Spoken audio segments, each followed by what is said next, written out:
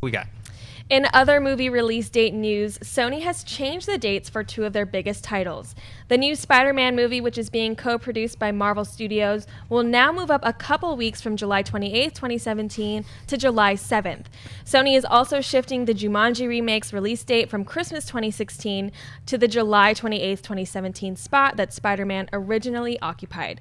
Christian, buy or sell these release date moves by Sony? I buy them, and I'll tell you what I buy. I buy Jumanji not being cocky, because what we were just talking about before with movies that are trying to move it into that December, there has to be the right movie to do it. Now, even though it's a remake of a popular movie, would have done okay. Whatever. I think it benefits the movie to take a little bit more time and putting it in summertime. I think that that's where you'll see some more money in for that particular movie. And if it turns out well, then as far as Spider-Man though moving, what's like a week, 2 weeks, 2 weeks. I think that it's probably just trying to capitalize. I think they probably moved out of the way. They're moving out of the way of Star Wars a little bit now, but now that it's not, they're not as intimidated by pirates, so they push it up just a little bit more. And this is also, you have Marvel's influence here as well. So they're probably like, okay, Marvel's probably saying Disney's moving out Star Wars. Come on in, move it a little bit more, and capitalize on the beginning of the summer. I think it's a smart move.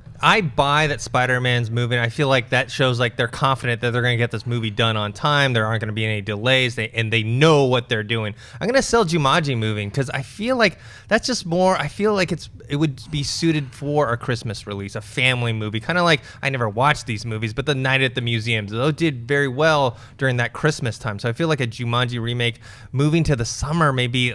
There's too much competition. It might be like looked over. What do you think, Chip?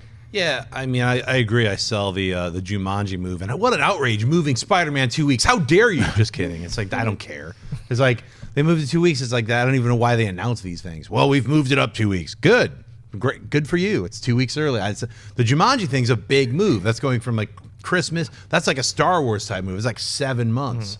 So that to me is like weird. I don't see why they would do that. To me, maybe it's like, oh, we're reshooting stuff. That's how it feels to me. I think that they want more time with it. Yeah, they want more time. They got to figure stuff out. I think it's both, but I think that what you got, as far as Night at the Museum goes, if they could have found time for Night at the Museum to make it into a summer, the second one, right?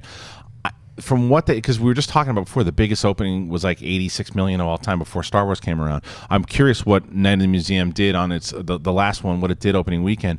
If you can probably double that in the summer, if you can find a date that moves, and Jumanji, because it is a name, and you can make, and I'm curious how Goosebumps did as well too.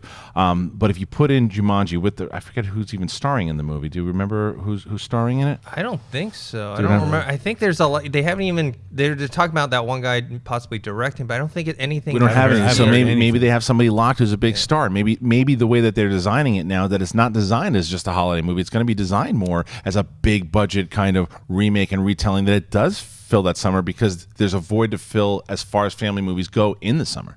Okay. Hey guys, if you like this clip, click here to watch the entire episode. Also, make sure you subscribe to our YouTube channel because it'll help you stay up to date with all the stuff we've got going on here at Collider.